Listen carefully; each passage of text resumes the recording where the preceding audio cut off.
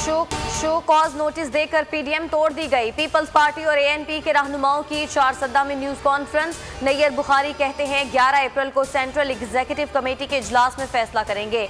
एक जमात को इत्तेहाद से निकाल दिया जाए तो क्या इत्तेहाद का वजूद रहता है?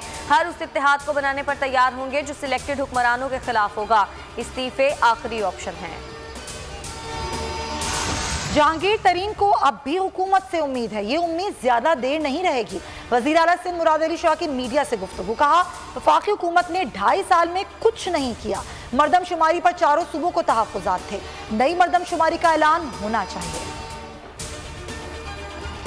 पाकिस्तान के पार्लिमानी वफ्द के जहाज को काबुल एयरपोर्ट पर लैंडिंग की इजाजत ना मिली। दौरा अफगानिस्तान मुलतवी। स्पीकर कौमी असम्बली असद कैसर पार्लिमानी वफ्द के हमरा 3 रोजा दौरे पर अफगानिस्तान रवाना हुए थे। पाकिस्तानी वफ्द के इस्तकबाल के लिए काबुल की शाहराहों को पाकिस्तान और अफगानिस्तान के परचमों से सजाया गया था।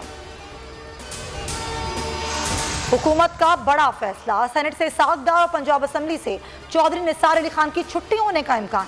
काबीना कमेटी बराए कानून ने इलेक्शन एक्ट 2017 में तरमीम मंजूर कर ली। अगर मुंतखब नुमाइंदा 60 दिनों के अंदर हल्फ न ले तो नशिस्त खाली हो जाएगी।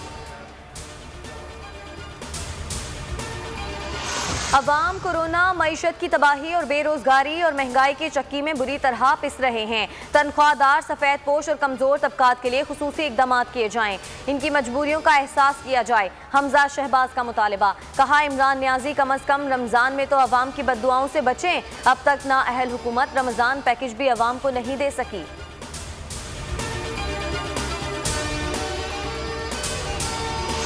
प्रिजाइडिंग अफसरान के लिए स्मार्टफोन लाजिम करार। मोबाइल पर लोकेशन ऑन रखें। प्रिजाइडिंग अफसरान पोलिंग एजेंट्स की मौजूदगी में फॉर्म 45 की तस्वीर लेगा। डस्का ज़मीनी इंतखाबात के इलेक्शन कमीशन की हिदायत। इंटरनेट सिग्नल्स की खराबी की सूरत में प्रिजाइडिंग अफसर फ्रांसिक तफसीलात भी रिटर्निंग अफसर को देने का पाबंद होगा।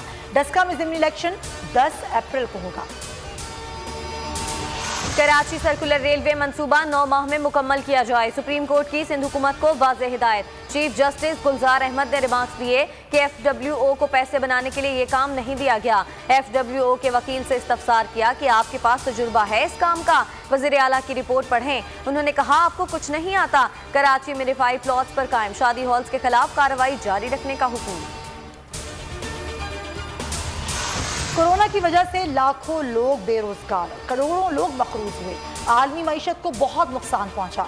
वजीर आजम का D8 वर्चुअल सरबराह कॉन्फ्रेंस से खिताब। कहा, कोरोना के साथ लोगों को बेरोजगारी से भी बचाना है।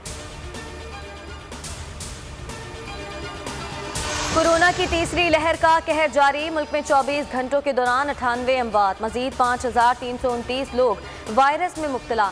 टेस्ट मुस्बत आने की शरह 10.69% रही। दुनिया में कोरोना से एक रोज में मजीद 13,000 अफराद हलाक। भारत में एक रोज में 1,66,000 नए मरीज सामने आ गए। न्यूजीलैंड ने भारत से आने वाले मुसाफिरों पर पाबंदी लगा दी। इत्तला 11 अप्रैल से होगा।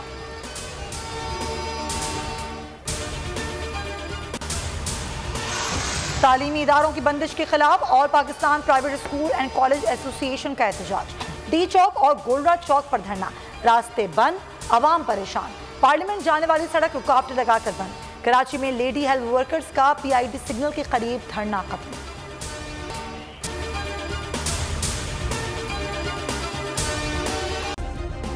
सब्सक्राइब करें और बेल दबाएं ताकि कोई खबर रह न जाए।